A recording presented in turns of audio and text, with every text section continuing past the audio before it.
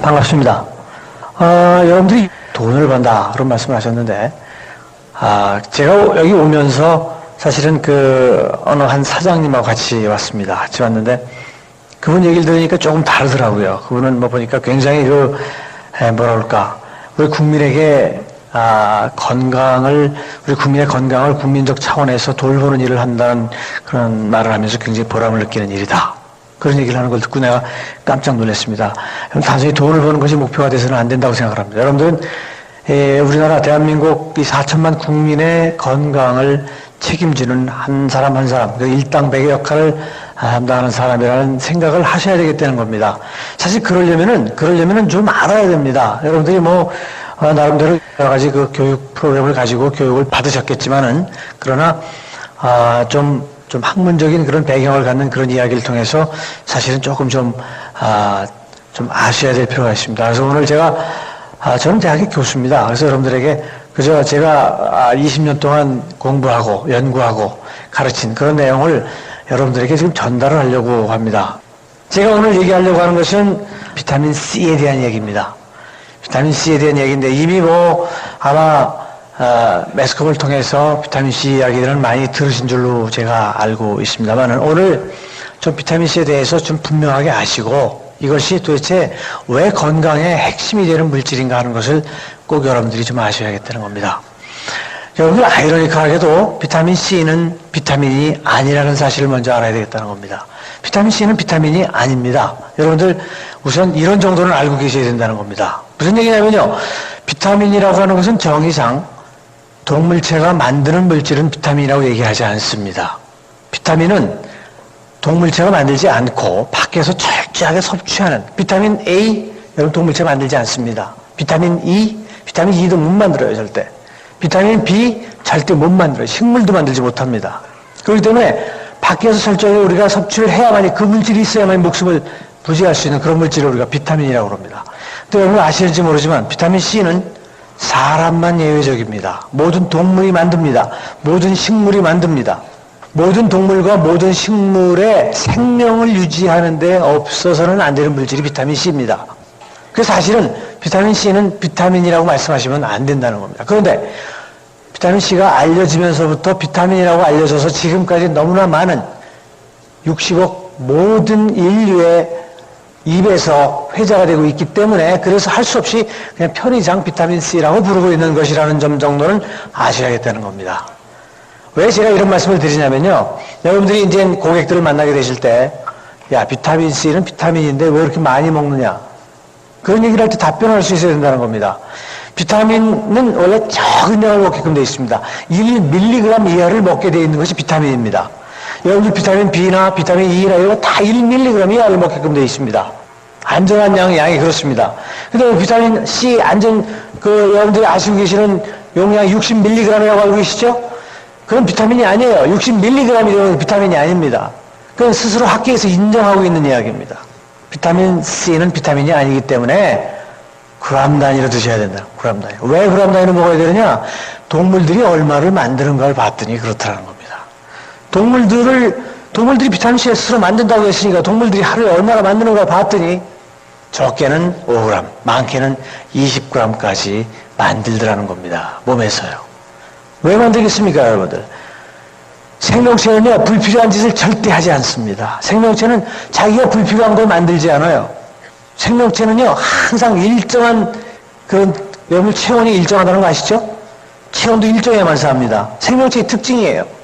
생명체는 어떤 물질을 만들면은, 너무 많이 만들면 못 만들게 억제하고, 너무 적게 만들면 자극해서 더 나오게 해서 항상 일정한 범위 내에서 만들어지게끔, 그것이 생명체의 특징이에요. 왜 비타민 C를 동물들이 5 내지 20g을 만들까? 물론 저처럼 체중 70kg으로 환산했을 때 얘기입니다. 그럼 생쥐가 하루에 5g을 만든다면 말이 안 되죠. 그렇죠? 생쥐도 비타민 C를 만드는데 그 생쥐가 만드는 비타민 C의 양을 제 체중으로 환산했을 때 하루에 한 20g을 만듭니다. 소는 여러분들 500kg이 넘지 않습니까? 그 500kg을 저처럼 70kg을 환산하면 하루에 한 10g 정도 만듭니다. 왜 그렇게 만들겠냐 이 말이에요. 그것이 없으면은요, 소들도 동맥경화로 죽기 때문에 그렇습니다. 동맥경화로 죽습니다. 소들이요. 여러분들 혹시 동물들이 동맥경화가 터진다는 얘기 들어보셨습니까? 혹시 들어보셨어요? 들어보셨어요? 여기 나오셔서 강의하실 분이 생기셨네요. 동물들은 동맥경화로 거의 죽지 않습니다. 동맥경화, 수의학 하시는 분들한테 물어보세요. 동물들에게는 거의 동맥경화라는 것이 없습니다. 동물에게는 캔서라는 것이 굉장히 드뭅니다. 왜 그런지 아십니까? 비타민C를 만들기 때문에 그렇습니다. 여러분들 이 비타민C는 여러분들이 혹시 여러분들 중에 조금 공부를 해서 아시는 분들은 비타민C 그러면 항산화제지 항산화제라고 얘기하실 겁니다. 맞습니다. 비타민C는 항산화제 중에 아주 대표적인 것이라고 얘기를 합니다만은 그러나 비타민 A나 비타민 E도 항산화제입니다. 비타민 A나 비타민 E는 항산화제 그 자체입니다. 그렇지만 비타민 C는요 항산화제일 뿐만 아니라 다른 기능도 있습니다. 비타민 C만이 갖는 생명을 지켜주는 고유한 기능이 있습니다. 여러분들 비타민 C가 어떻게 발견됐습니까? 비타민 C가 어떻게 발견됐는지 아시죠? 배를 타고 다니는 사람들 통해서 발견됐습니다.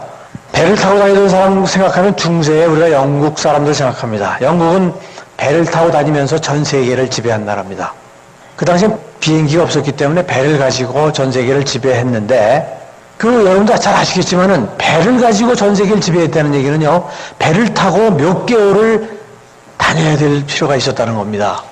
예를 들면 영국에서 아프리카 어떤 점령지를 향해서 간다고 생각해 보십시오. 요즘은 배가 좋아서 한 달이면 가겠지만은 그 당시에는 6, 7개월을 갔다는 겁니다. 배를 타고 6, 7개월을 가면은 이상하게 건강했던 젊은이들이 여러분들 그 기록에 보면은 최악의 경우 100명이 나갔는데 6, 70명이 죽고 한 2, 30명이 살았다는 기록까지 있습니다. 생각해 보십시오. 먹을 것이 없어 죽은 것이 아니에요. 먹을 거 다 있었습니다. 그래서 목적지에 도착을 해보면은 그 젊은 싱싱하고 파릇파릇한 그 젊은 병사들이 100명 중에 겨우 2, 30명 살아있고 7, 80명이 죽었다는 겁니다. 왜 죽는지 이유도 모르고 죽었다는 겁니다.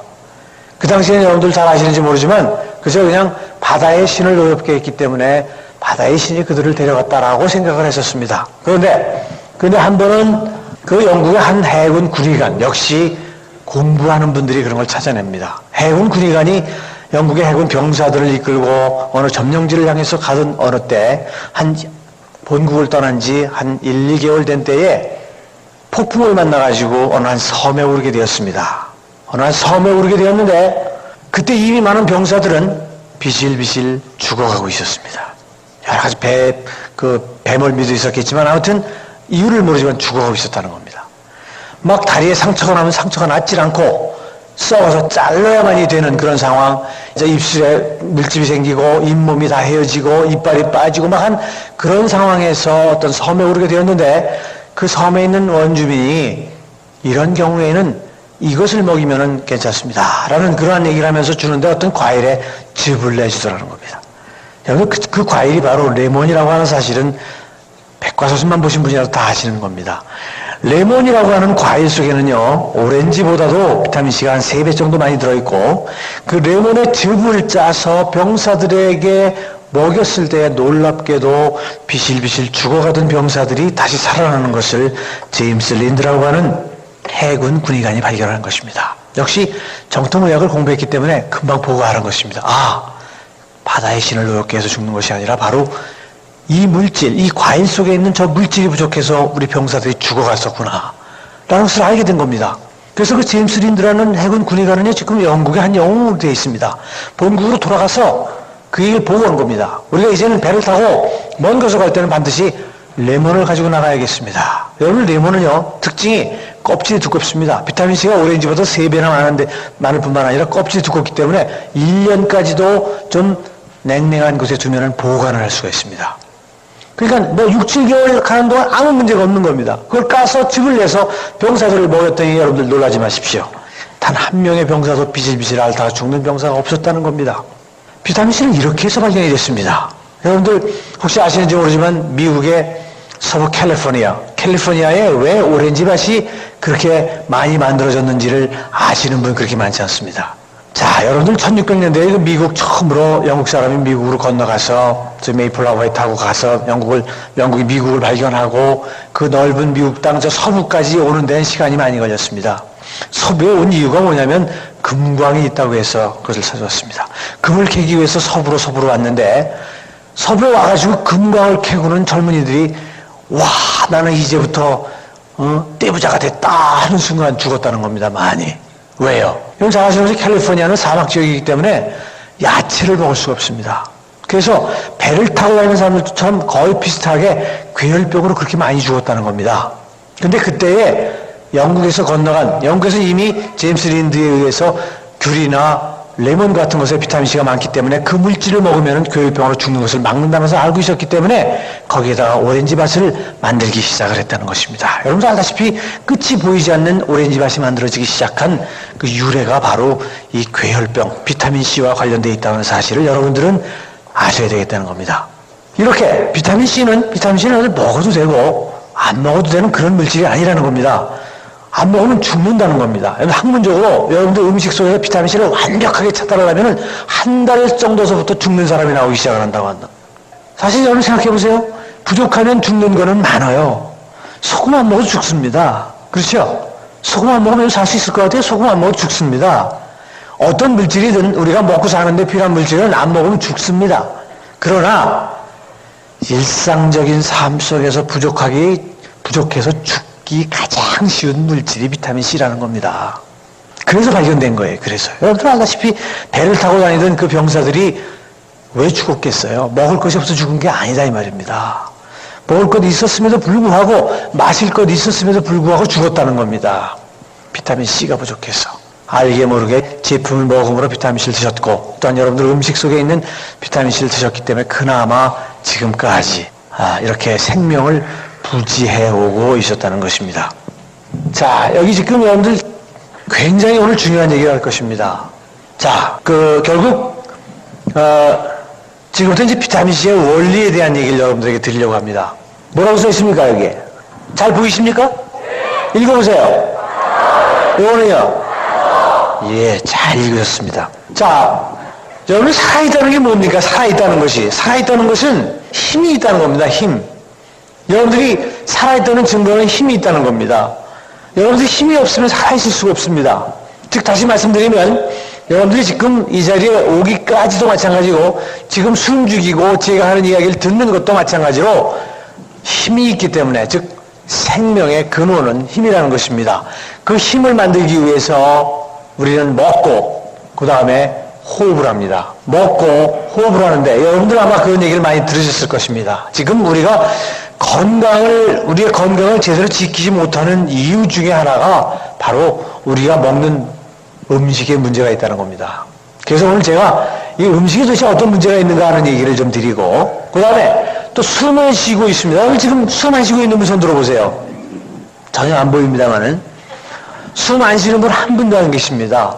숨을 쉬셔야 됩니다. 그래서 먹고 숨 쉰 그 결과 그놈이 세포 속으로 들어가서 이산화탄소와 물이라는 것이 되고 그 사이에 그 중간에 힘이 나오기 때문에 여러분들은 생명을 유지하는 것입니다. 바로 이 힘 때문에 여러분들이 지금 살아있는 것입니다. 그런데 이 여러분들이 살기 위해서 쓰는 산소, 힘을 내기 위해서 쓰는 이 산소의 아주 일부가 이런 정상적인 과정을 거치지 못하고 아주 독성이 강한 활성산소, 여러분 유해산소라는 말 들어보셨죠? 활성화산소라는 말 들어보셨죠? 예, 활성화산소로 바뀐다는 거예요. 얼마 정도? 약 100개의 산소를 사용하면 약 5개 정도가 아주 독성이 강한 활성화산소로 바뀐다는 겁니다. 그래서 이 활성화산소 때문에 우리가 서서히 늙어 죽어간다는 겁니다. 여러분 생각해 보십시오. 지금 여기 앉아 계신 여러분들은 내가 왜 죽어? 라고 생각하실지 모르지만 여러분들 한 60, 70년 뒤에는 거의 대부분이 다 돌아가 계실 겁니다. 그죠? 그 생각은 되지만 지금 죽을 거라는 생각은 안 들지만 아무튼 굉장히 천천히 죽는다는 얘기입니다.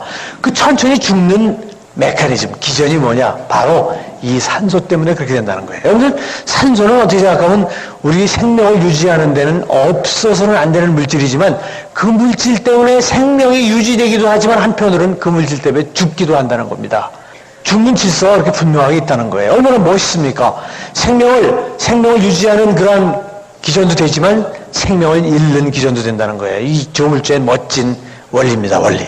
아무튼 여러분들 이 활성화산소라는 것은 여러분들이 어떻게 설명을 하셔야 되냐면은, 여러분들 고객들에게 저걸 설명을 하셔야 되는데, 어떻게 설명하셔야 되냐면, 여러분들이 어렸을 적에 상처가 났을 때 부모님이 발라주시던 소독약 하나를 기억하실 수 있습니다. 과산화수라는 거 기억하시죠? 그죠? 우리가 옥시플이라고 얘기합니다. 여러분, 이게 뭐죠? 물입니다. 물을 한번 읽어보세요. H2O. 그렇죠?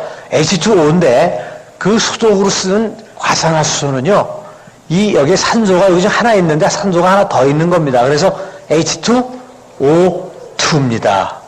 그 과산화수소라는 건요, 물에다가 산소 하나를 강제로 붙여놓은 겁니다. 강제로 붙여놨기 때문에 대기 중에 이렇게 내놓으면 산소가 떨어져 나갑니다. 떨어져 나가요. 자, 그래서 여러분들이 왜 이 과산화수소를 어머니가 냉장고에 있었는지 모르지만 꺼내가지고 손에 발라가지고 상처에 바르면 어떻게 되던가요?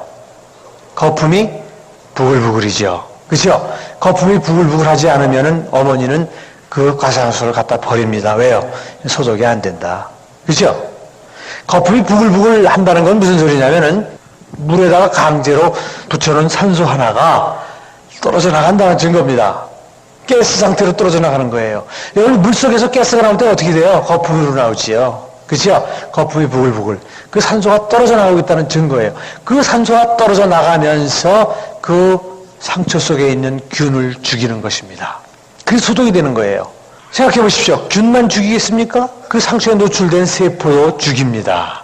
그러나 그 상처 속에 있는 세포는 죽더라도 문제가 되지 않아요. 왜냐하면 밑에서 새로운 세포가 자라 올라오기 때문에. 균만 죽이면은 아무 문제 없이 치유가 되는 것입니다. 그것이 바로 활성화산소의 원리인 것입니다. 유해산소의 원리인 것입니다. 그렇게 유해산소는요, 세포를 죽일 수 있는 능력이 있는 아주 굉장히 나쁜 물질입니다.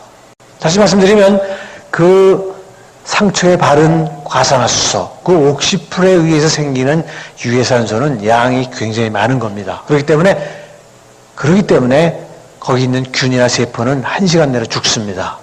그런데 여러분들이 먹고 숨쉼으로 인해서 생명을 유지하는 동안에 나오는 이 5%의 활성화산소는 실제 그 절대 양으로 생각하면 엄청나게 적은 양이에요. 그렇기 때문에 1시간 만에 죽지 않아요. 7, 80년이 지나야 죽습니다.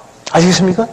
계속해서 저 물질, 독성이 강한 이 물질의 공격을 받음으로 인해서 서서히 인간이 죽어가는 것입니다. 그것이 바로 노아 이론이에요, 노아 이론. 여러분, 이 이론은 지금 현재 노아 이론에서 가장 각광받는 이론이고 가장 설득력 있는, 지금 학계에서 가장 설득력 있게 받아들여지는 그런 이론으로 너무나 많은 곳에 잘 맞습니다. 여러분들, 결국은 이 얘기를 들으시면 금방 알겠지만은, 자, 이 산소를 많이 쓰면은 이게 많이 나와요. 유해산소가요. 많이 먹으면은 많이 나와요. 그러니까 무슨 얘기냐면 옛날 어른들이 과식하면 오래 못 살아 이러마. 어른들이 들으셨죠? 소식을 해야 장수한다는 말 들으셨죠? 소식을 해야 적게 먹어야 이걸 덜 씁니다. 여러분들 바로 이 문제, 얼마를 먹느냐 하는 이 문제가 바로 근본적으로 요즘의 성인병의 모든 것을 설명할 수 있다는 점을 아시는지 모르겠습니다. 예를 들면 여러분, 미국은 못 먹는 사람이 없습니다. 대통령이든 저 밑에 거지든 먹는 게 비슷해요. 비슷합니다. 먹는 문제는 다 해결하고 있다 이 말이에요. 그 사람들은 문제가 뭐냐면 어떻게 하면 덜 먹어서 덜 살찌게 하느냐는 겁니다. 왜 덜 먹어야 돼요? 먹고 싶으면 먹으면 되지. 맛있기 때문에 그런 겁니다. 음식이 맛있기 때문에 그런 거예요. 옛날에 우리가 배를 채울 때는 음식 맛을 볼 겨를이 없었죠. 그냥 배 채워서 그저 배만 부르면 됐지만 지금은 그게 아니죠. 맛있는 음식을 찾아다닐 수가 있어요. 돈이 있기 때문에. 미국 사람들이 그렇잖아요. 그래서 그 사람들 음식이 너무나 맛있어요. 미국 가보신 분도 계시지만 너무나 맛있어요, 음식이요. 그래서 걔네들은 너무나 많은 에너지를 섭취하는 것이 문제입니다. 너무나 많은. 그랬기 때문에 여러분 알죠? 미국은 뇌졸중의 나라예요. 동맥경화의 나라입니다. 여러분 그게 바뀌고 있다는 거예요, 지금요. 미국이 여러분들 그런 교육을 받으시는지 모르지만 미국이 드디어 이제는 뇌졸중, 동맥경화, 심장병 등이 감소하고 있다는 것입니다. 왜 그런지 아십니까?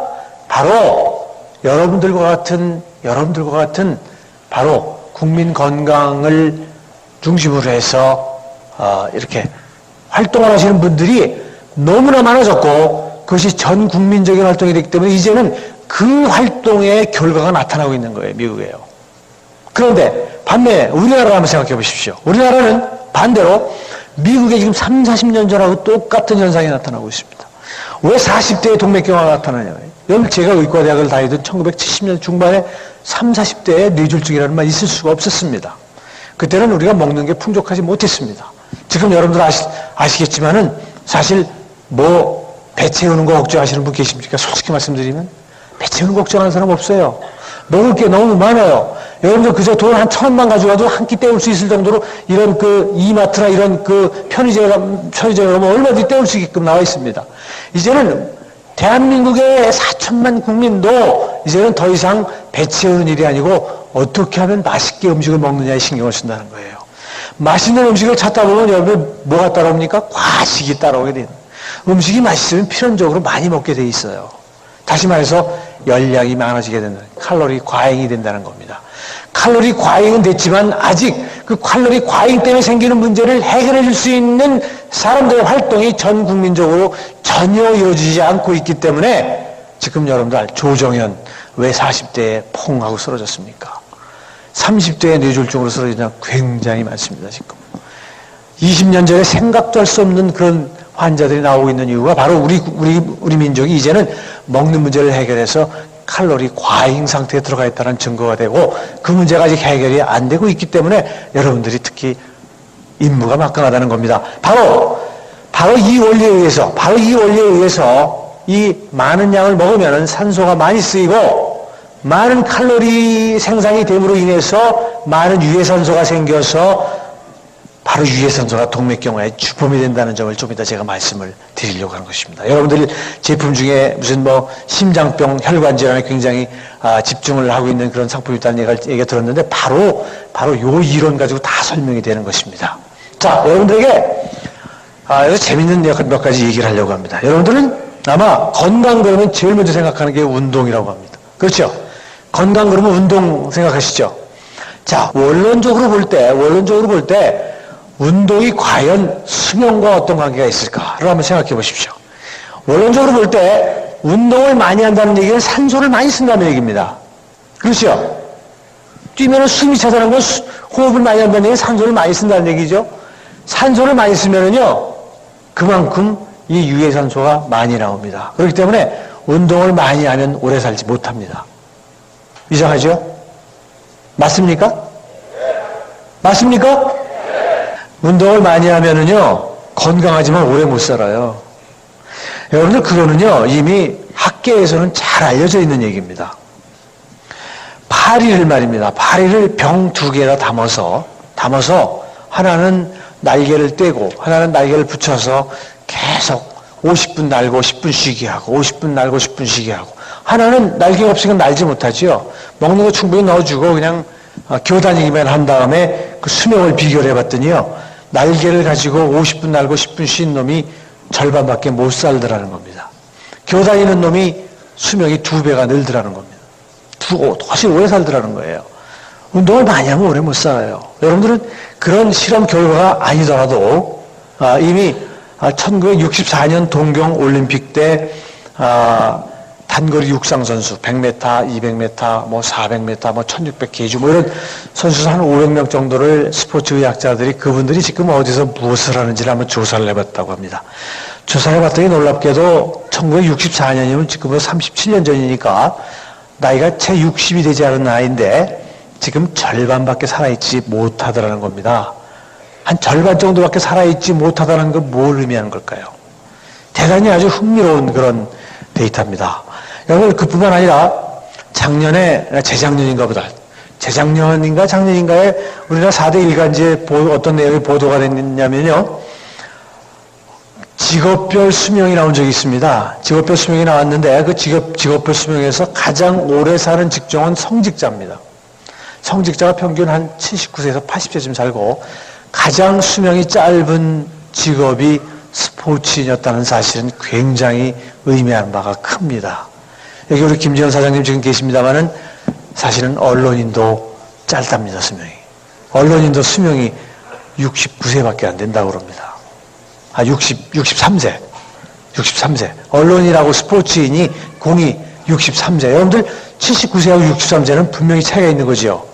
여러분, 그건 누가 어떤 특정한 목적을 가지고 조사하는 것이 아니고 우리 4천만 국민의 통계 자료인 것입니다. 통계 자료를 그냥 한번 이렇게 정리를 해봤는데 놀랍게도 스포츠, 평생을 뭐 코치를 하든 선수를 하든 간에 평생을 운동장에서 뛰면서 지내는 사람들이 수명이 짧더라는 겁니다.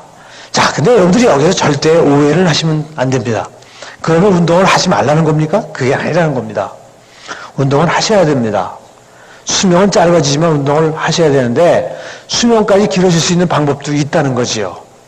그러니까 오늘 제가 얘기하는 거 아니겠습니까? 아무튼 이 원리에 입각해서 생각하면은 운동 자체는 수명을 짧게 한다는 겁니다.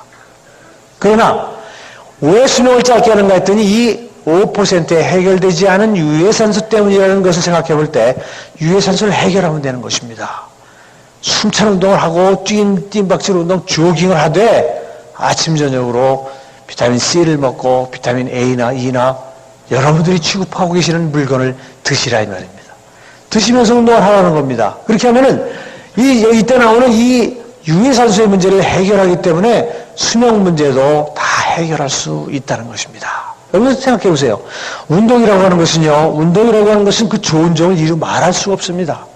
여러분들이 운동하면은 뭐 누구도 한마디씩 할 수 있을 정도로 다 아는 이야기라고 생각을 하실지 모르지만은 또 나름대로 굉장히 많은 편견들을 가지고 계십니다. 우선 운동은 40분 이상 땀을 뻘뻘 흘리면서 30분 이상 해야 효과가 있다라는 그런 얘기를 주로 들으셨을 텐데 그렇지 않습니다.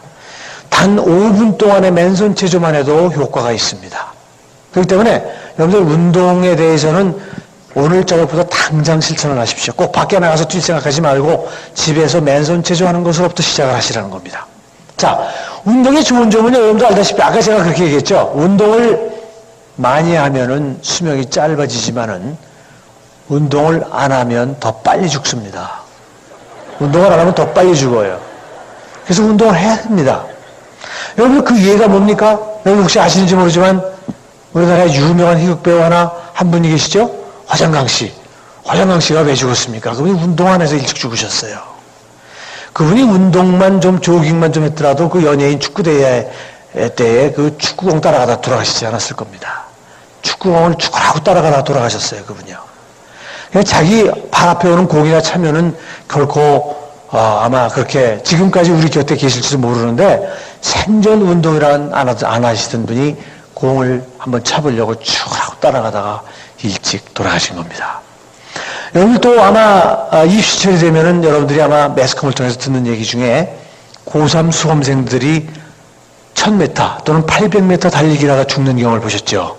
그게 바로 운동이 주는 극단적인 효과라는 겁니다. 그 학생들이 아마 조금만 뛰는 운동을 했더라도 평소에 했더라도 그 800m나 1000m 달리기라도 죽지 않습니다.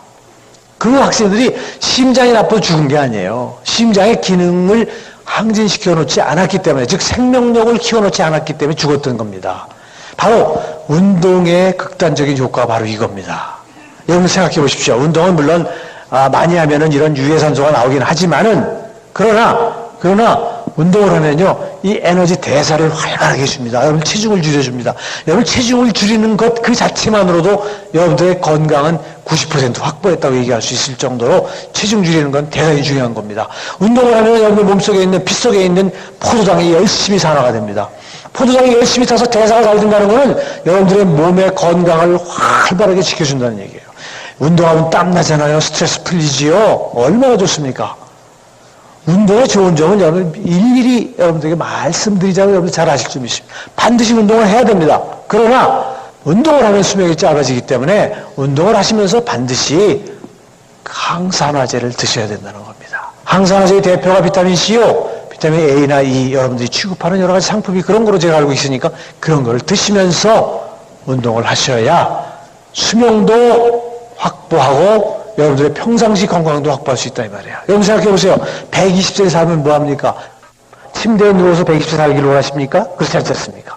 열심히 나가서 여러분들 마음대로 인생을 즐기면서 120세 살아야 될 거 아닙니까? 그렇다면은 운동을 하면서 지금 여러분들이 취급하시는 그러한 상품들을 많은 국민들에게 보급을 해야 된다는 겁니다.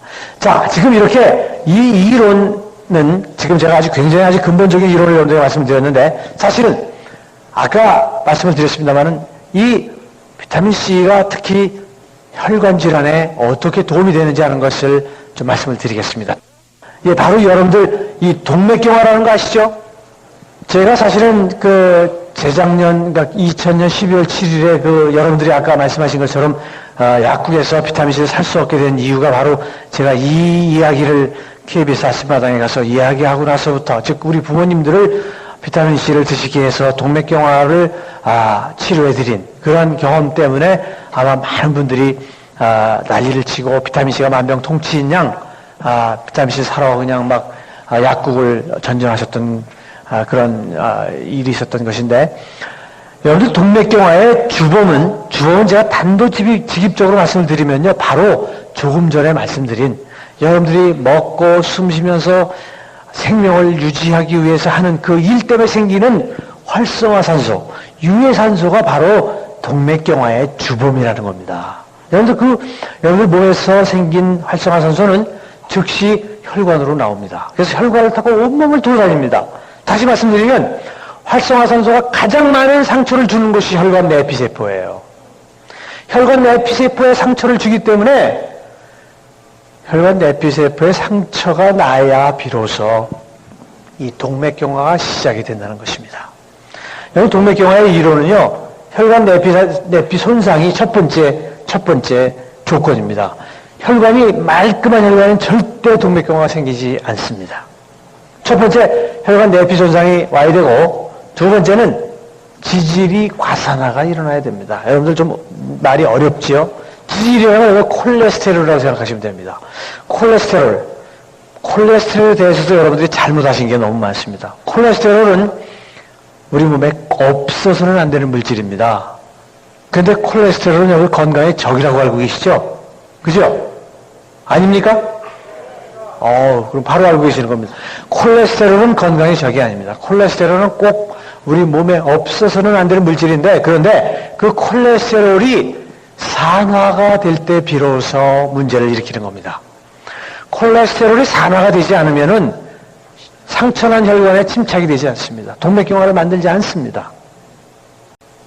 그래서 아까 말씀드린 활성화산소, 그 유해산소는 혈관을 타고 돌아다니면서 혈관 내피를 공격해서 혈관 내피에 손상을 줄 뿐만 아니라 그 혈중에 늘 존재할 수밖에 없는, 우리가 음식을 먹어서 흡수되면 혈중으로 들어오지 않습니까? 혈중 속에 있는 그 콜레스테롤을 과산화시킨다는 거예요.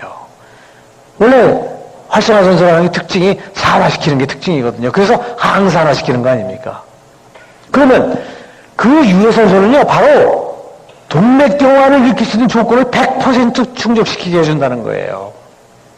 아시겠습니까? 바로 그 유해산소를 해결하지 않으면 동맥경화가 생길 수밖에 없어요. 여러분들 왜 30, 40대에 동맥경화가 생기는지 아십니까? 아까 말씀드렸죠? 첫 번째는 많이 먹기 때문에 그렇습니다. 여러분들 삶을 한번 잘 돌아보세요. 언제 하루 과식하는 날이 있는가? 그렇죠? 집에서는 부인이 주머니에 돈이 있기 때문에 맨날 맛있는 음식 해줍니다. 그렇죠? 그 다음에 직장에서는 여러분들 주머니에 돈이 있기 때문에 어제 간 식당 다시는 가지 않습니다. 그렇죠? 왜요?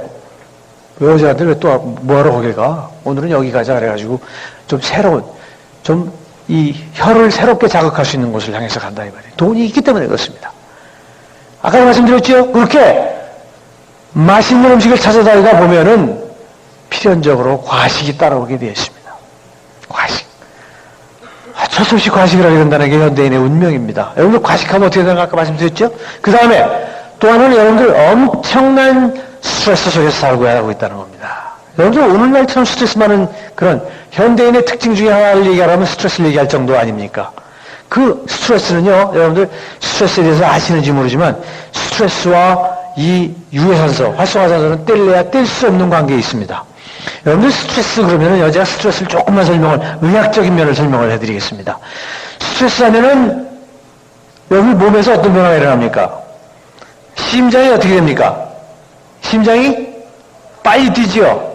스트레스 받으면서 심장이 고요하게 뛰시는 분 있습니까? 그건 스트레스가 아니에요.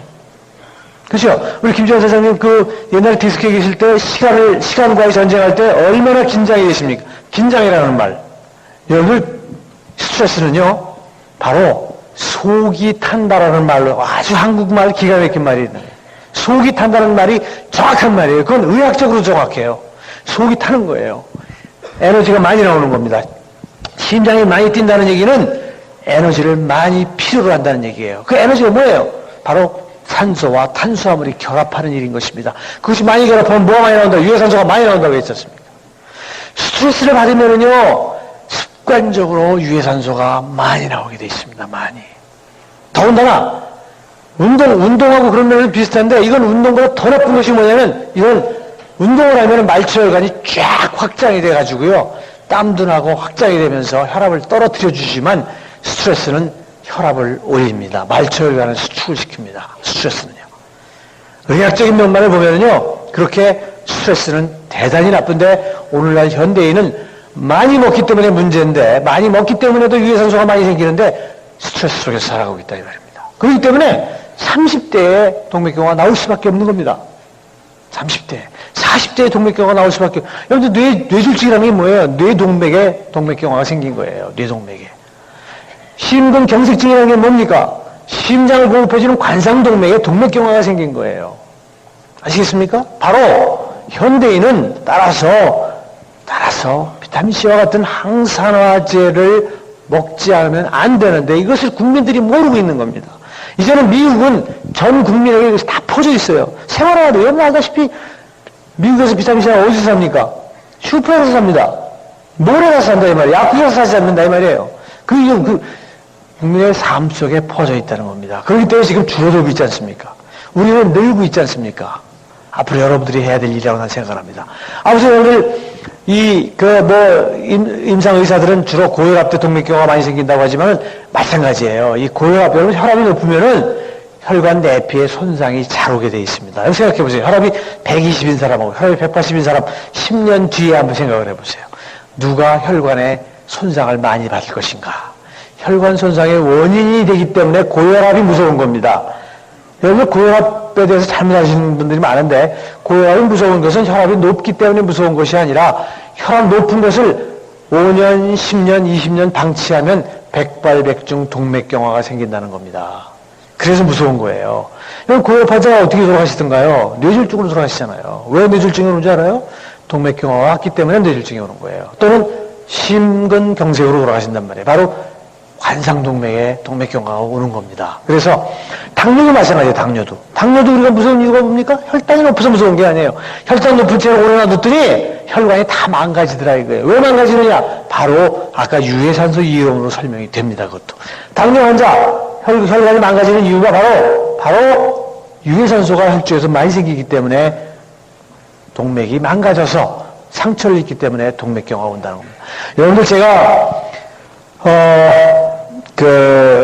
재작년 12월 7일에 아침마당에 나가서 이제 저는 이런 얘기까지는 할 시간이 없기 때문에 얘기 못하고 다만 우리 장인 장모, 우리 친아버님을 동맥경화에 걸린 분들을 살린 이야기를 제가 한 4, 50분 동안 가서 얘기를 한 거 아닙니까? 그래서 막 그냥 나도 살겠다고 막 비타민C 사러 다니게 했던 거 아닙니까? 그죠? 그래서 그러나 여러분들이 분명히 말씀드리는 것은 비타민C가 마치 만병통치인 양 그렇게 하시면 안 됩니다. 고혈압 환자는 고혈압을 치료받게끔 인도해 주세요. 여러분들이 꼭 잊어버리시면 안 될 일들이 뭐냐면은, 여러분들이 제품을 팔러 다닐 때라도 고혈압 환자에게 이거 먹으면 다 된다는 얘기 하시면 안 됩니다. 그렇게 하면 우리나라 정통의학은 죽습니다. 그게 되겠습니까? 여러분들 정통의학이 지금 기여한 바가 얼마나 큰지 여러분들은 잘 아실 겁니다. 그렇기 때문에 사실은 고혈압 환자는 고혈압 치료 전적으로 받게 해줘야 됩니다. 당뇨 환자는 병원에 가서 당뇨 컨트롤 철저하게 하면서 여러분들의 제품을 드시게 해야 돼요. 여러분들의 그 제품은 지금 약이 아니지 않습니까? 식품의 형태로 파는 거기 때문에 그렇게 해주셔야지. 생각해 보세요. 여러분들이 고혈압 약도 먹지 말고 당뇨 약도 먹지 말고 이 약만 먹어라 그렇게 하면요. 그건 이 사회를 위해서 바람직한 일이 아닙니다. 우리 국민을 위해서도 바람직한 일이 아닙니다. 그렇기 때문에 고혈압 환자는 우선 내과 전문의에게 고혈압 치료를 제대로 받게 해줘야 됩니다. 당뇨 환자는 내과 전문의에게 또 제대로 당을 컨트롤하게 하고 여러분들의 제품을 드시게 그렇게 교육을 하셔야 됩니다. 그래야만 여러분들이 오랫동안 여러분들의 생명력을 가질 수 있다는 것이고 그것이 국민을 위해서 바람직한 일이라는 것입니다. 자, 다음 것 좀 해주십시오. 자, 여러분들 지금까지는 우리가 그 생명을 유지하기 위해서 보여드린 그 산소 때문에 생긴 문제고요. 먹는 것 때문에 생기는 문제를 조금 살펴봐야 되겠습니다. 여러분들 하루라도 안 먹으면 우리가 살 수가 없는데 음식을 먹으면 여기 바로 뭡니까? 여기 바로 위장이에요, 위장. 이 위장 속에 음식이 들어와서 3시간 내지 4시간을 머무릅니다. 여러분들 위장이 어떻게 생겼어요? 밥통처럼 생겼죠? 그렇죠? 사실은 밥통이라고 하지 않습니까? 우리가 위장을. 그죠? 정확한 말입니다. 밥통이라는 말은 정확한 말인데 대개 음식이 들어오면 3시간 내지 4시간 동안을 이 밥통에서 머무는데 사실 이 밥통은 아주 굉장히 흥미로운 그러한 장소입니다. 음식이 딱 들어가면요. 음식이 이 벽에 딱 닿는 순간 저 벽에서 뭐가 나오는지 아십니까? 저 벽에서 마치 무슨 호수나 있는 것처럼 저 안에서 그냥 염산이 콜콜콜 쏟아져 나옵니다. 여러분 염산이 뭔지 아십니까? 염산이 얼굴에 바르면 좋습니까? 나쁩니까? 염산을 머리에다 이렇게 끼얹으면 머리가 검해집니까? 죽지요. 죽습니다. 그런 염산이 여러분들 이 위장 속에서 나온다는 겁니다. 여러분 놀라지 마십시오. 저 염산이 여러분들 하루에 3끼 식사를 제대로 한다고 그러면은 염산이 무려 이 컵으로 한 4컵 정도가 나온다는 겁니다. 믿어지십니까? 안 믿어지시는 모양이네. 대답 안 하시는 거 보니까. 뭐 믿으셔야 됩니다. 사실이니까. 저 컵으로 4개 정도의 염산이 위장 속으로 음식 들어갈 때마다 나옵니다. 여러분들 실험실에 가면은 그 염산이 독극물이라고 돼 있어가지고요. 이렇게 그 큰 병에 들어있는데 보면 거기에 해골이 그려져 있습니다. 해골. 독극물이라는 표시죠. 그런 독극물이 여러분들 위장 속에 내 실험실에 있는 그 한 병 그 이상이 나온다고 하기 때문에 사실은 여러분들도 이마에다가 해골을 붙이고 사실은 다니셔야 됩니다. 독극물 가지고 다니시거든요. 나 건드리면 위험하다 하는 그런 표시로 사실은 그렇게 하고 다니셔야 되는데 전혀 아무도 그걸 모르기 때문에 그렇게 못하고 다니시는데 아무튼 저렇게 강한 산이 저 위장 속에 나오기 때문에요. 그렇기 때문에 사실은 위장 속에 균이 없습니다.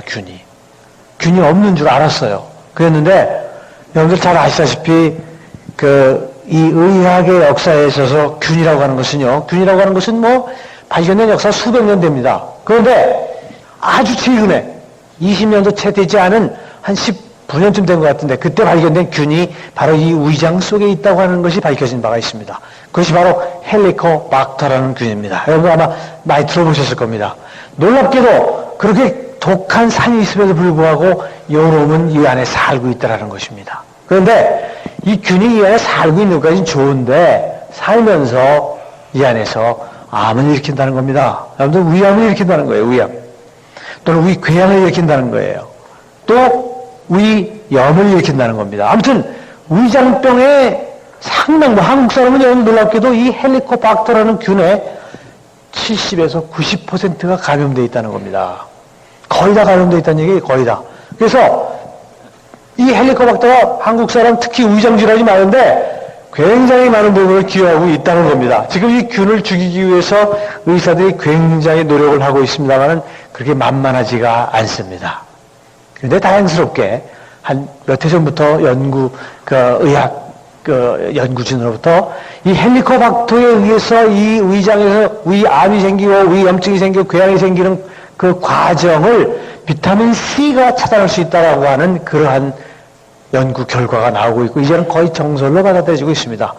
최근에 제가 우리 서울의대 제 제자 논문 심사를 한 바가 있는데 헬리코박터에 의해서 위암이 만들어지는 것을 비타민 C를 많이 넣을수록 더 분명하게 암을 만드는 것을 막아준다라는 그런 논문이 나온 바 있습니다. 한 달 전에 제가 심사를 해서 통과를 시켰는데 그런 논문도 나온 바가 있습니다. 그럴 정도로 이 헬리코박터에 의한 발암 기전이 비타민 C에 의해 차단되기 때문에 굳이 균을 죽일 필요가 없다는 겁니다. 비타민 C 같이 드시면 되는 거예요. 그렇기 때문에 여러분들의 제품은 어떤지 모르지만 제가 20년 동안 연구하고 공부하고 가르쳐온 한 비타민 C 이론에 의하면 비타민 C는 식사와 함께 해야 되는 겁니다. 식사 식사와 함께해서 아무 때나 먹는 게 아니라 식사와 함께해서 이 헬리코박터에 의한 바람작용, 병리작용을 최소화시켜줘야 된다는 것이 그 이론인데, 식사와 함께 해야 되는 이 이론은 이 헬리코박터 말고 그 다음에 이 발암물질이 만들어진다라는 그러한 이론을 가지고 한 가지만 더 말씀을 드리겠습니다. 다음 것 좀 비춰주십시오. 다음 거요. 이거 뒤고. 네, 바로 이겁니다. 자, 여러분들이 아까 말씀드린 것처럼 음식을 드시는데 음식에는 뭐 탄수화물도 드시고 단백질이 고기 아닙니까? 고기. 이 단백질이 특히 문제인데, 이 단백질을 드시면 이 단백질이 위장 속에서 3시간 내지 4시간 머무르는 동안에 발암물질을 만든다는 겁니다. 이 단백질이 위장에 들어가면 즉시 소화가 돼서 아미노산이 됩니다. 이 아미노산이 이런 물질하고 만나면은요, 이 나이트로스 아민이나 이 발암물질 만든다는 거 아마 들어보셨을 겁니다, 이야기. 그런데 이러한 화학 반응이요, 저런 화학 반응이 비타민C를 그 음식 속에 충분히 섞어주면은요, 화학 반응이 안 일어난다는 겁니다. 화학 반응이 안 일어난다는 거예요. 이 요놈과 요놈이 여러분들이 드시는 음식 속에는 어디에든지 풍부하게 들어있습니다. 어디에든지.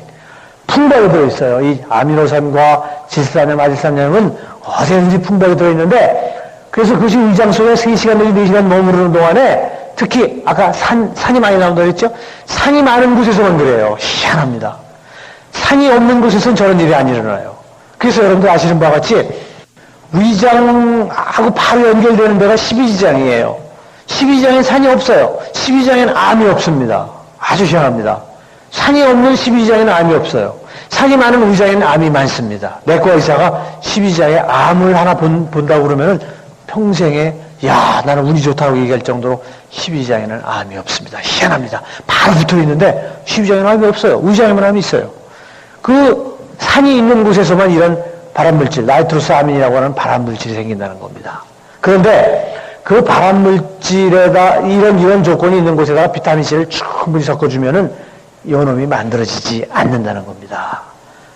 여러분들 왜 식사와 함께 해야 되는지 이유를 1시간마다 하나씩이 아니라 식사와 함께 해야 되는 이유가 바로 더 분명하게 여기 있는 것이고, 그 다음에 더 이상 60mg이 아니라는 겁니다.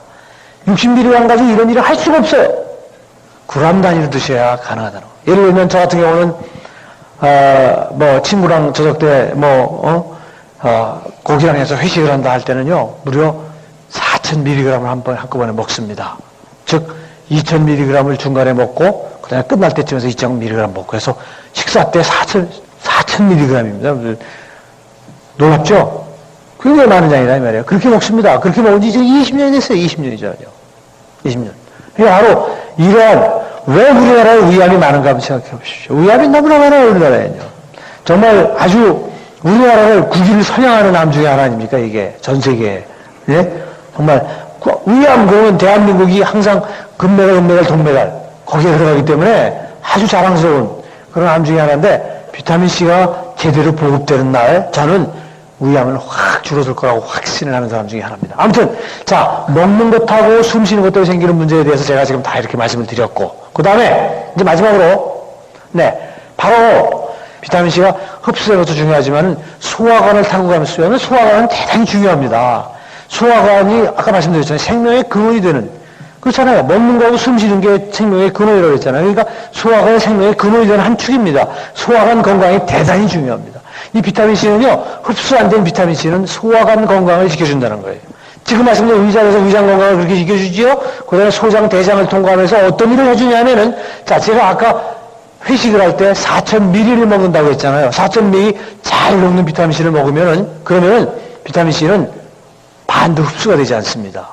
한 1,000 내지 2,000ml밖에 흡수 안 되고 나머지 2,000에서 3,000은 그냥 빠져서, 이게 소장입니다. 이 복잡한 소장을 타고 끝에는 대장으로 해서 이렇게 항문으로 나갑니다. 여러분들 이 대장, 특히 대장에서 아주 중요한 역할을 하는데, 흡수되지 않은 비타민C가 통과하면서 대장에서 대단히 중요한 역할을 하는데, 어떤 역할을 하냐면요, 이 대장에 있는 균들을 변화시켜줍니다. 여러분들은 아시는지 모르지만 저 대장에는요, 대장균이라는 것이 있습니다. 그 대장균이 얼마나 많으냐면요, 균이 우리 몸을 구성하고 있는 세포수보다도 무려 10배 내지 100배가 많다는 겁니다.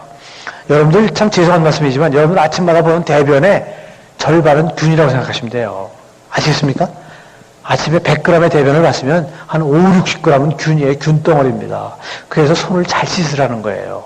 여러분들이 내가 우리 학생들 데리고 실험을 해봤더니요. 클리넥스, 접은 클리넥스를 4장을 겹쳐서 씻어야 비로소 균이 안 묻더라고요. 무슨 얘기인지 아시겠습니까? 그러니까 클리넥스 반으로 쪼개가지고 씻고 손을 씻어요. 그게 훨씬 경제적입니다. 여러분들 아까 말씀드린 그 위장에 있는 헬리코박터라는 균도 사실은 여러분들이 손을 잘 안 씻기 때문에 우리나라의 70% 내지 90%가 감염되어 있는 겁니다. 항생제로 치료를 하잖아요? 치료 6개월 지나면 또 감염이 돼요. 왜? 내 주위 사람들이 손을 안 씻기 때문에 나만 손 잘 씻어서 아무 소용이 없어요. 내 주위 사람이 하면서 하는 거를 죄 붙여놓은 거예요, 여기. 여기도 지금 묻어있어요, 여기에도 묻어있단 말이에요. 이걸 가지고 하니까 또 감염이 되는 겁니다. 미국 사람들은 여러분들 아시잖아요. 미국 가보신 분 아시겠지만 아무리 후진 화장실에 가도 손을 씻고 화장지가 있습니다. 근데 미국은 헬리코박터가 30%밖에 감염되어 있지 않아요. 그것만 봐도 압니다. 아무튼 이 대상수용 균이 많기 때문에 대변을 보시고 나서는 반드시 손을 씻으셔야 됩니다. 이 국민운동으로 전개를 해야 합니다. 아무튼 그런데 그 균들을 크게 나누는 두 가지로 나눌 수가 있어요. 아주 크게 하나는 유익한 균이고 하나는 유해한 균입니다. 그거는 그 균으로 보면은 사실은 차이가 없는 건데 사람을 중심으로 볼 때 차이가 있는 겁니다. 다시 말씀드리면 그 균이 우리가 남긴 음식물을 먹고 사는데 그놈이 우리가 먹고 남긴 음식물을 먹고 그놈이 또 남기는 물질이 우리 몸에 유익한 거면 유익한 균이고 우리 몸에 해로운 균이면은 유해한 균입니다. 부패균이라는 것입니다. 자, 여러분들에게 대변의 냄새에 대해서 한번 대변이라고 하는 것은 여러분들 특징이 냄새가 특징 아닙니까? 그렇죠? 대변 그러면 여러분들 코를 막아요. 그렇죠? 대변 그러면서 기분 좋다고 하는 사람 없다 이 말이에요. 왜? 대변 냄새 때문에 그렇습니다. 대변 냄새 한번 잘 분석을 해보십시오. 대변 냄새는 잘 맡아보시면 발꼬락내하고 똑같아요. 그렇죠? 여러분들 항문주위를 손으로 한번 쓱 한 다음에 맡아보시고 그 다음에 무좀난 발가락을 해서 한번 내면 똑같습니다. 그게 무슨 얘기냐면은 대변 냄새의 결정적인 것은 단백질이 부패되는 냄새예요. 시체가 썩는 냄새란 말이에요. 아시겠습니까? 가만히 생각해보세요. 잘 모르겠으면 집에 가서 한번 해보세요. 대변 냄새는 단백질이 썩는 냄새예요. 단백질이 썩게끔 하는 그런 균이 여러분들 뱃속에 있으면 좋겠습니까? 나쁘겠습니까? 크게 대답해보세요. 나쁘지요. 여러분들 부패균을 여러분들 몸속에 달고 살아도 되겠습니까? 비타민C를 이렇게 메가도수로 60mg이 아니고 하루에 6g 이상을 저렇게 식사와 함께 드시면은 99%의 사람들에서 어떤 얘기를 하냐면요. 대변이 냄새가 안 난다는 거예요.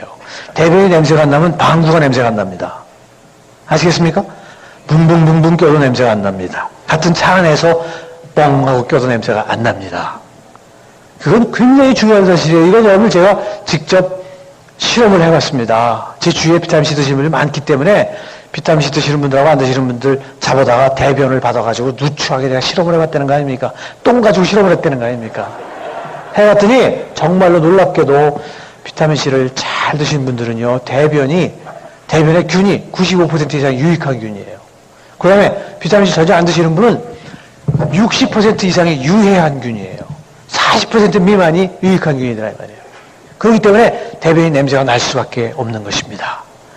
비타민C를 그램 단위로 드시는 분에게서는 빠르면 한 달, 늦으면 몇 달이 돼 다 그렇게 변화됩니다. 냄새가 싹 없어집니다. 그런 체험을 하신 분이 계실 줄 믿습니다. 어느 날부터 가보니까 대변 냄새가 안 나더라 하는 그런 체험을 하신 분이 있을 텐데 아무튼 그렇기 때문에 비타민C는 흡수만을 위해서 드실 수 없다는 겁니다. 우리 몸에 얼마나 흡수되느냐 하는 것만을 생각하고 드시면 안 된다는 거예요. 대장으로 어느 정도 통과되게끔 드셔야 된다는 겁니다. 그래서 비타민C는 많이 드셔야 되는데 부작용 없느냐? 부작용 없습니다. 여러분들 아까 지질 과사가 되는 것과 관련해서 얼마 전에 우리나라 매스컴을 통해서 비타민C 많이 먹으면 암 생긴다라는 얘기 들으셨죠? 그거에 대해서 고객들에게 어떻게 설명하셨습니까? 택도 없는 소리라고 그랬어요? 맞습니다. 택도 없는 소리예요. 과산화지질이라는 물질이 우리 혈중에 생길 수가 있습니다. 혈중에 생기는데 거기 비타민C가 있으면 그 과산화지질이 쥐노톡신이라고 하는 유전자를 변형시키는 물질이 생길 수 있다는 사실을 그 이안 블레어라는 사람이 발표한 건데, 그게 살아있는 동물 속에서 한 것이 아니고 이 시험관에서 한 겁니다. 시험관에서. 그것도 피 속에 존재하는 양보다 무려 2만 배를 증가시킨 양을 집어넣고, 그 다음에 반응 시간도 우리 피 속에서는 0.2초 이내에 없어지는 물질을 2시간을 넣고 흔들어서 반응시켜서 그 물질이 쥐노톡신이라는 물질이 나온다고 보고한 겁니다. 그렇기 때문에 그거는 생체 내에서 일어나는 가능성은 제로입니다. 제로. 일단 거짓말이라는 얘기예요. 거짓말이라고까지 얘기할 수 있는 거예요. 실제 그 이안 블레어라는 분은 실제 암 생긴다는 말 한 적 없습니다. 우리나라 기자들이 그렇게 보도를 했을 뿐이에요. 물론 기자들도 암이 생길 수 있다라고 보도를 물론 했습니다. 그런데 우리 국민들은 암이 생길 수 있다 그러면 암이 생긴다고 들어요. 그렇죠? 맞습니다. 그래서 사실 여러분 하나도 걱정 안 하셔도 됩니다. 여러분 생각해 보세요. 저는 하루에 10g씩 지금 거의 20년 가까이 먹었는데, 그러면 저는 암이 아마 수십 번 생겼을 겁니다. 그 사람들은 0.5g을 먹을 때라고 그랬습니다. 0.5g을 먹을 때 암이 생긴다고 그랬는데, 저는 하루에 그보다 20배를 더 거의 20년 가까이 먹었는데, 그럼 저는 암으로 지금쯤 돌아가셨어야 되는 거 아닙니까? 그렇죠? 그러니까 여러분들 부작용에 대해서는 걱정하지 마십시오. 그리고 부작용에 대해서 여러분들 걱정하지 말라는 이유가 뭐냐? 여러분들 비타민C를 만드는 동물들을 생각해 보십시오. 말이 안 되는 겁니다. 여러분들 동물이 만드는 비타민C나 우리가 먹는 비타민C나 비타민C만으로 분류해서 보면 차이가 하나도 없어요. 똑같습니다. 식물에 있는 비타민C나 다 똑같아요. 한 가지입니다. 비타민C는. 근데 어떤 비타민C는 동물에서 살아있는 동물체라는 건 사람이나 동물이나 똑같은데 다른 동물에서는 생명을 지켜주는 중요한 역할을 하고 사람에서는 암을 생기게 한단 말입니까? 여러분들 그런 질서는 없습니다. 우리 생물체는 그렇게 우습게 되어 있지 않다는 겁니다. 그 이안 블레어라는 사람은요, 실험관을 가져간 실험을 하는 데는 굉장히 똑똑한 사람인지 모르지만 생명이 무엇이냐는 것을 모르는 사람입니다. 아주 안타까운 사람입니다. 그런 실험 결과를 발표하시면 안 됩니다. 사실은요. 그 파급 효과를 생각해야 되는데 생각이 모자라는 과학자입니다. 그렇게 존경받을 만한 과학자가 아니라는 겁니다. 그래서 여러분들 부작용에 대해서는 여러분들 걱정 안 하셔도 됩니다. 비타민C를 하루에 5 내지 20g씩 만드는 동물들을 생각하시면 여러분들이 위로받을 수 있을 것입니다. 자, 결론을 제가 말씀을 드립니다.